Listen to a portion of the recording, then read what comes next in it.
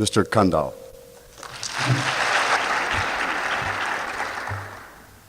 Dear friends, I think you should reserve all these clappings until after I've finished. Then you may not be so apt to clap. I thank you very much for your beautiful introduction. We, from the other side of the ocean, we are rather scared of the American way of introducing people. You are very clever. You give the speaker build-up, and sometimes the speaker do really need a build-up. But it's when you sit there listening to what's said about yourself, you feel rather uncomfortable. But I would like to emphasize that I have not written and I have not been consulted about what was in this dictionary which he quoted. My friends, the first suggestion to me from this very honorable institution was to lecture about no less than comparative journalism in Europe and in the United States. I answered immediately that such a lecture was sky high above my capacity, because my knowledge about both the European press and the American press is limited. As to the European press, I have a certain knowledge from my regular reading of the main Scandinavian papers and a couple of British papers, and perhaps one or two German papers and the very excellent Swiss paper, Neue Zürcher Zeitung. I know something about the American press from my rather many visits to this country, particularly from 3 years I worked here during the war in the information service of the Norwegian government in New York. After the war, I've been a regular reader of the European edition of New York Times and the Herald Tribune. Occasionally, when I visited the United States during the last years, I have read the papers in various parts of this country, but that is all. And I must admit that what I know about the American press as a whole, with its enormous size and its tremendous variety, is rather superficial. The question is, what paper do you read? There is a considerable variety of papers in this country as in the Scandinavian countries.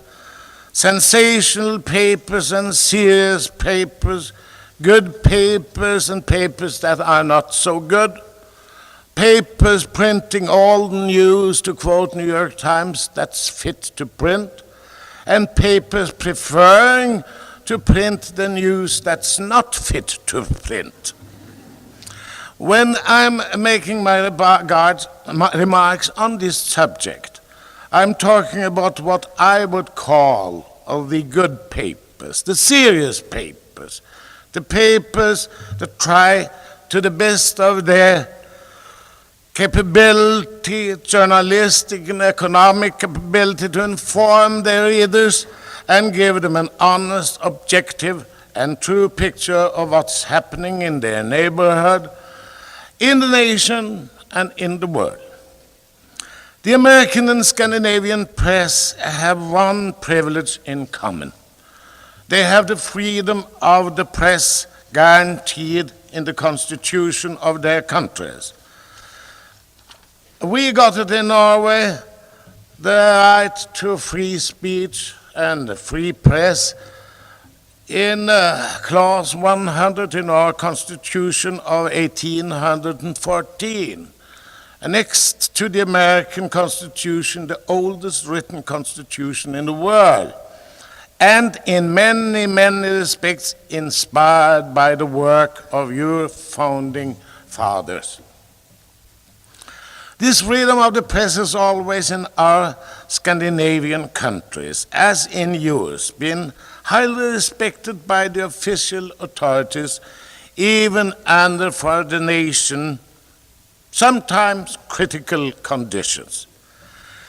Basically, then, the task of the press in your country and in the Scandinavian countries, all belonging to the same Western family of nations, is as far as possible to gather, to search out, and to present intelligently all news that's fit to print, to keep the public as honestly and adequately as possibly informed, because we realize the truth that an informed public is the best guarantee of the survival of a strong democracy in your country as well as in ours, with all the democratic institutions we have developed. Well, the basic principles are the same, but in the daily practice there are naturally many differences. As a whole, however, we have very many things in common.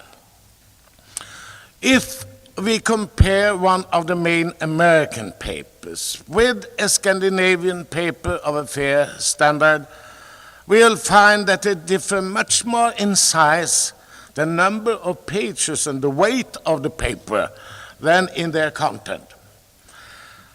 They are more or less built along the same lines.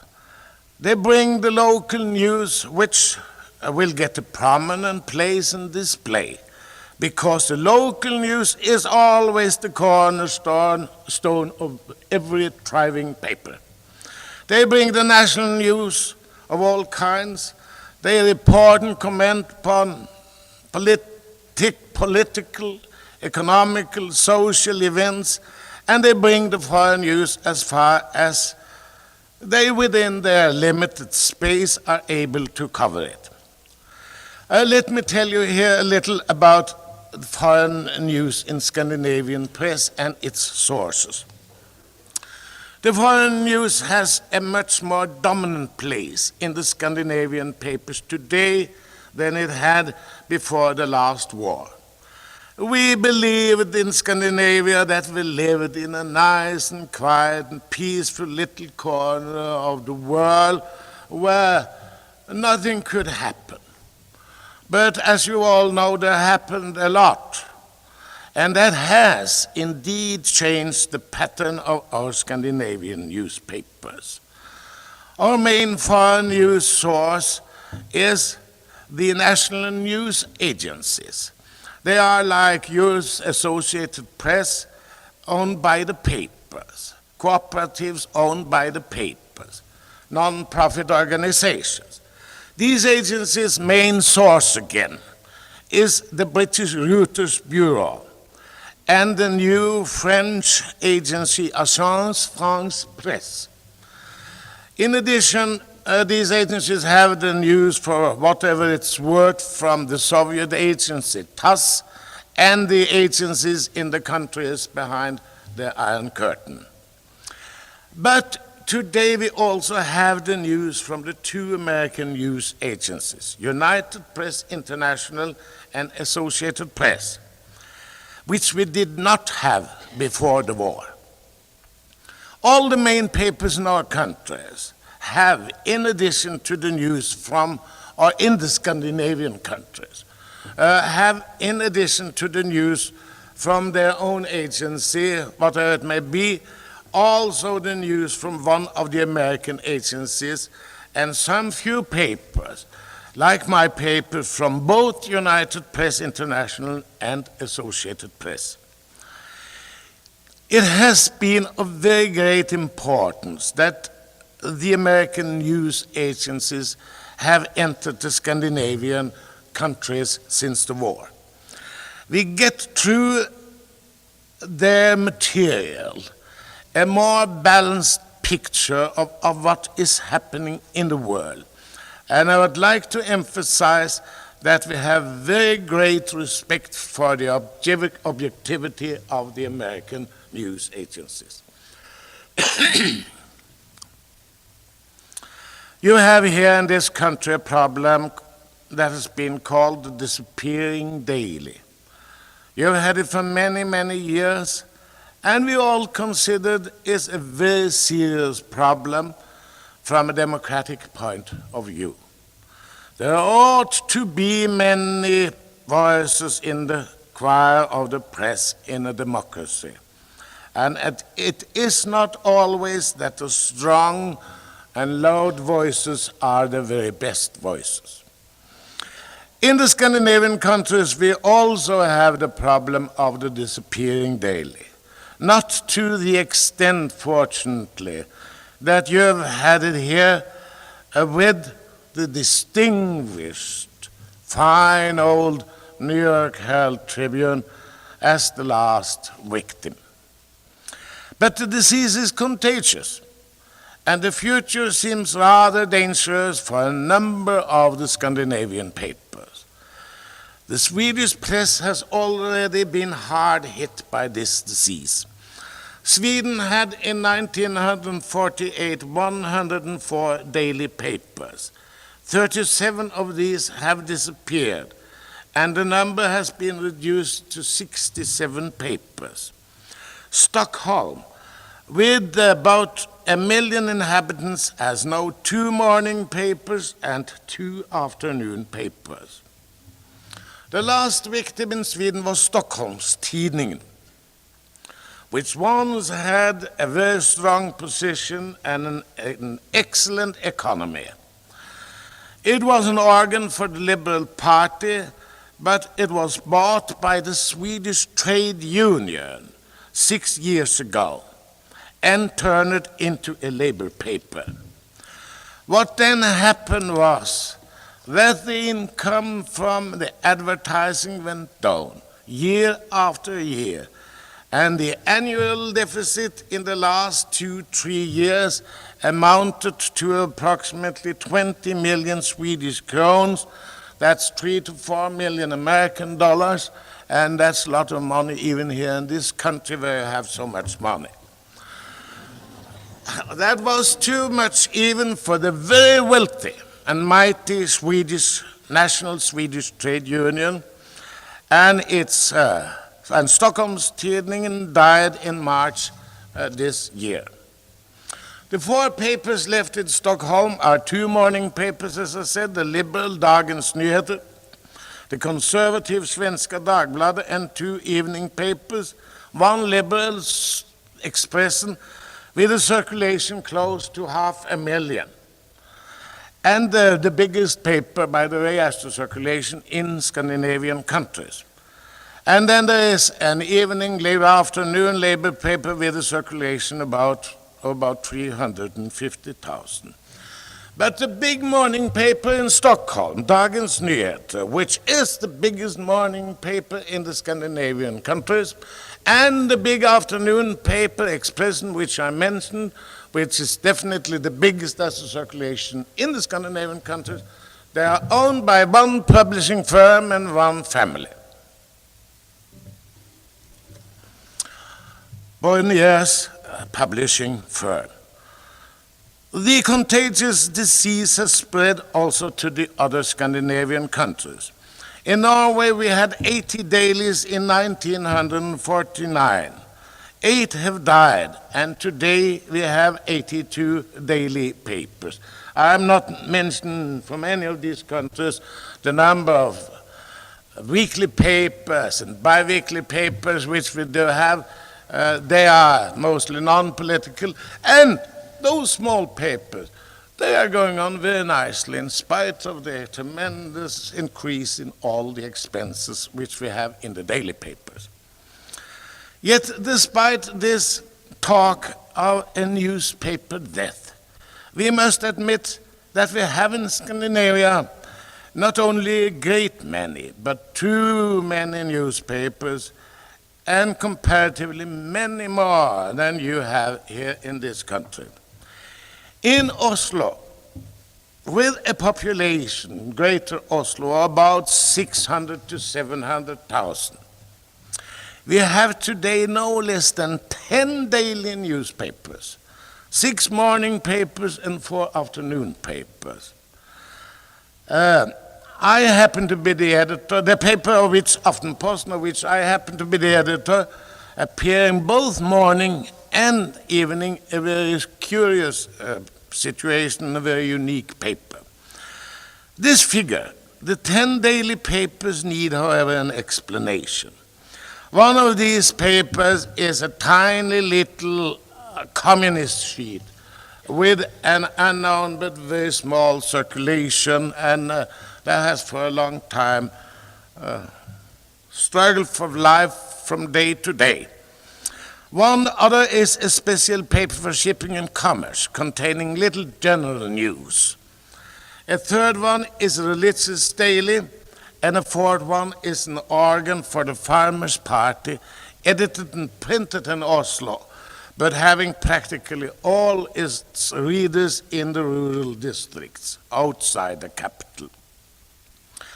But we have nevertheless 6 general newspapers in our town. The proportionable number of dailies here in Minneapolis would be, I suppose, 3 to 4 times as many as you have today, and it would mean, of course, an endless variety of daily newspapers in New York, where you today will find fewer newspapers than in Oslo, and in Copenhagen, where they have 4 morning papers and 3 afternoon papers. And remember, though, Copenhagen has a population, greater Copenhagen, of about 1,500,000, perhaps pretty close to 2 million people.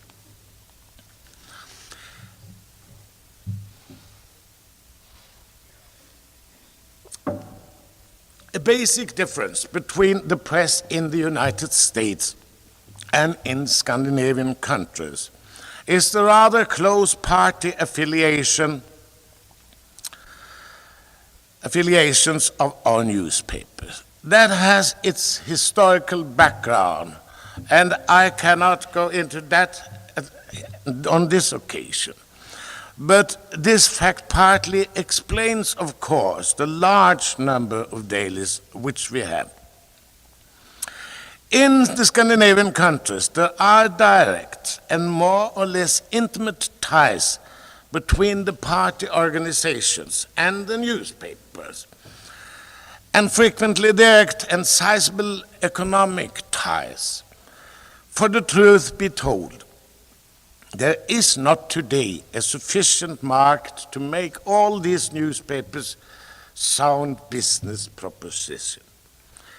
A few newspapers have a solid economic foundation, with advertising revenue and subscription figures which make them truly independent of any economic support from outside sources. Yet even these are almost invariably traditionally linked with one of the many parties. And speaking of parties, I would like to say in an aside that compared to the American system, the parties in our countries are almost as superior in number as are the newspapers. We have today a coalition government in Norway composed of the 4 parties on what we usually call the right side of the political dividing line, that is, to the right of the Social Democrats. On the left side, we have a very large Labour Party. We have a small but extreme socialist splinter party, and we have an insignificant communist party with no seats in the parliament and with a steadily decreasing number of votes. But back to the papers. I think I can say that the majority of them receive economic support of one kind or another from their party organizations, which makes it possible to have 2 or more dailies in cities in Norway, which I suppose in this country would have a weekly paper. The Labour Party, or rather the Labour Union, support the press on the left side of the dividing line.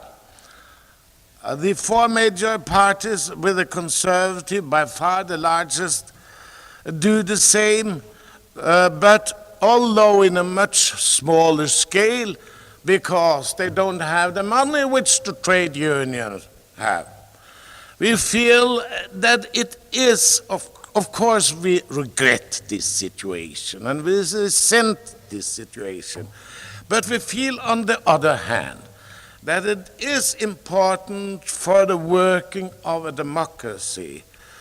We want each party and each group to have their say, and the more voices there are that have chance to be heard, the better we do believe is it for the society as a whole. In the Scandinavian countries, we adhere strongly to the principle of freedom of the press. But the words may not mean exactly the same, or the way this freedom is practiced may differ somewhat.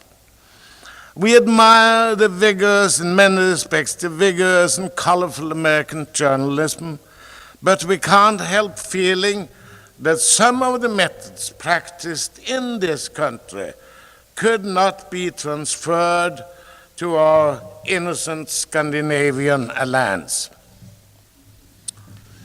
In Scandinavia, I feel we have worked out a reasonable system of freedom and responsibility. We do feel that we enjoy all the rights of the free press, but we have also accepted a certain amount of voluntary restraint for the common good and, may I add, for the protection of people's private life.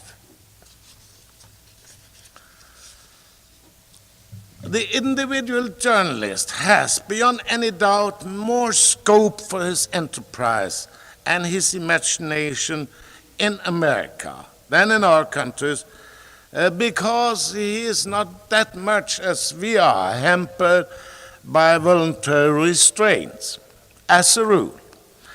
In Scandinavia, a good scoop is not normally of such an overriding importance that a journalist is not strictly a journalist and present himself as such only in his gathering of the news. Colorful antics such as appearing in the guise of a policeman, calling on behalf of the mayor or the governor or what have you, as I know has happened in this country, even quite recently, would be unthinkable in our countries. It would be not only against the ethics of our profession, but I believe also it would be against the law, and it could be punished by the law. The result may be a somewhat stolid, perhaps somewhat unimaginative, and sometimes even dull newspaper, but by and large a reliable one, and on the whole a decent one and an honest one.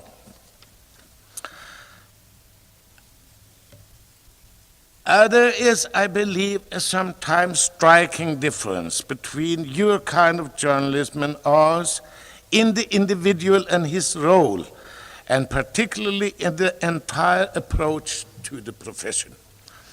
There is more in your newspapers of what might be called individualism, in the sense that a single individual on the staff has larger scope and gets more of a personal display.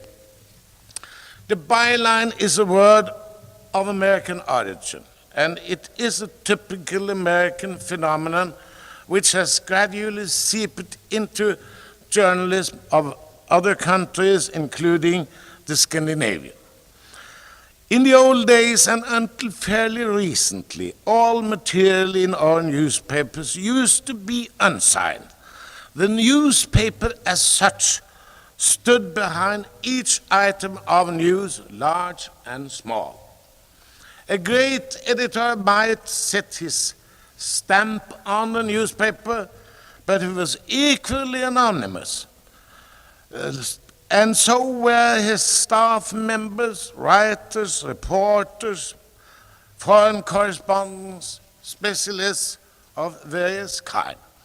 And this is the system still practiced by the old lady of Fleet Street in London, London Times.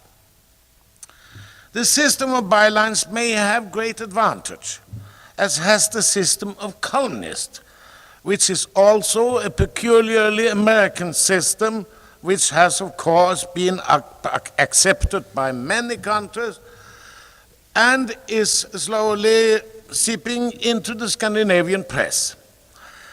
To the reader, it may be of considerable more interest to read a signed article than the unsigned one. He may have more confidence in it and be more curious about the opinion and judgment of a writer he knows and trusts, and then of the unknown quantity. The signature may also compel the individual journalist to greater effort. In writing, he knows he cannot hide sloppy thinking or sloppy phrasing behind the anonymity of the newspaper. On the other hand, there are, of course, certain disadvantages inherent in the universal use of the byline. It may have a tendency to play up the personal vanity of the individual journalist, who may come to use it for his own personal glorification rather than for the impartial presentation of news, of facts, or of balanced judgment. It may stress the importance of the scoop overly much, the frantic hunt for it regardless of the consequences.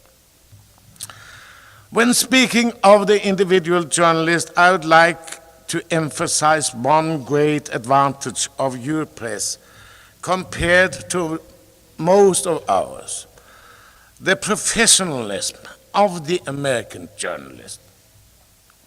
In Scandinavia, it's for a long time, and for the good old days, been a tradition to exaggerate a little, though, that journalism is the one profession where no definite qualifications are required. If a young man could be nothing else, he could always be a journalist. A journalist was a normal opinion. An interest for the profession and a certain talent for writing were long considered quite sufficient, and it was expected or hoped that the unqualified greenhorn, fresh from college, would somehow learn his trade simply by practicing it. There has been a change in this approach in more recent years. We have now a school for journalists in Norway, but the old tradition is long-lived. In this country, we have had an entirely different approach and a much better one than ours to the career of journalism. You have many outstanding schools of journalism where young people really learn the trade from bottom up, the mechanics of the newspaper, the art of writing for the different media, and the coverage of different subjects, and where they learn the basics of journalistic ethics. By learning his trade thoroughly and efficiently, the American journalist also learned to take a pride in his profession, a pride which is a prerequisite of truly good journalism. I might exaggerate this difference between your press and ours by saying that it is the difference between the amateur and the professional. Or to simplify the matter, you learn as part of your journalistic career the principles of the W's as the crux of any news story. What, when, where, who, what, when, where, and how. You read the lead and you know at once the essentials of the story, written in such a way that a man dropping down from the moon would be able to follow the story. We have a tendency to describe or dramatize so much that these W's are almost forgotten, and to take it for granted that the reader is familiar with the newspapers of the last few days, so that there is no need to summarize or bring him up to date. I had a striking illustration of this point shortly before I left Norway. There was a very, very dramatic shipwreck in Skagerrak between Norway and Denmark. A car ferry went down, and there was a most dramatic rescue operation by small boats and helicopters, saving all 173 lives. I regret to say that this story is from my newspaper. My newspaper had the most impressive coverage, even if I may say it myself, with a number of reporters on the spot, good and experienced reporters who got all the different angles. Yet, in the newspaper the following morning, you will have to read almost a whole page, really, in order to find out what really had happened. Plow your way through descriptions and dramatizations and human interest angles simply because there was no lead containing the essentials of the story. That lead had been printed in the afternoon paper and gone to about, and in the last edition of the afternoon paper, which had reached probably 10% of our subscribers. And then they forgot that there were 90% who hadn't heard nothing about it, practically apart from in radio. Well, it wasn't my paper, I'm sad to tell you that, but we'll do it better next time. I took care of that before I left. One great advantage of the American press, where nobody can beat you, that is the huge capital resources of the great press undertakings. Most of our papers, apart from a few in all the Scandinavian countries, operate on austerity budget. There is a hair-trigger balance between deficit and profit, and a great many of the papers need, as I mentioned to you before, direct economic support in order to continue. Consequently, many of them have to get along with a minimum of a staff and to accept the wire service material, domestic and foreign, for the major part of the day's news. Very few newspapers in our countries can afford, as for instance my paper, their own correspondence in the main capitals of the world.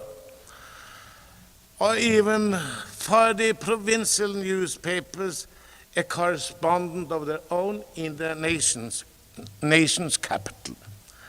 The great American papers have resources which is possible for them to use. Make it possible for them to use this wire service material to supplement their own news coverage. Their bureaus around the world, regular foreign correspondents, and special ones covering the globe whenever major events take place. Let me say in conclusion, then, even if I may have criticized certain aspects of American journalism, my admiration for it is genuine and of very, very long duration. America is to a foreigner always a country of the extremes. You never have light snow here, but blizzards that cover the world and stop all communications. You can't have a gale, but hurricanes and tornadoes. And you send the tail end of a tornado to Norway, and that crushes a ferry in the Skagerrak, the ferry I mentioned. It's always the extremes, and so also up to a certain extent with the press. You have had and proudly displayed, I wouldn't say the worst, but something very bad and the best in the world. I shall not here go into the history of the yellow press, the so-called yellow press, and various other phenomena, but limit myself to saying that the best has always greatly outweighed that was not so good, and that your best is sky high above anything else. It's enough to mention a few names: Joseph Pulitzer, Adolf Ox, or to mention a few newspapers: the New York Times, Washington Post, Christian Science Monitor, many, many other papers in this country, and we can only watch helplessly in admiration and sometimes awe. A world without an American press, its variety, its integrity, and its honesty would certainly be a very sad world. Thank you.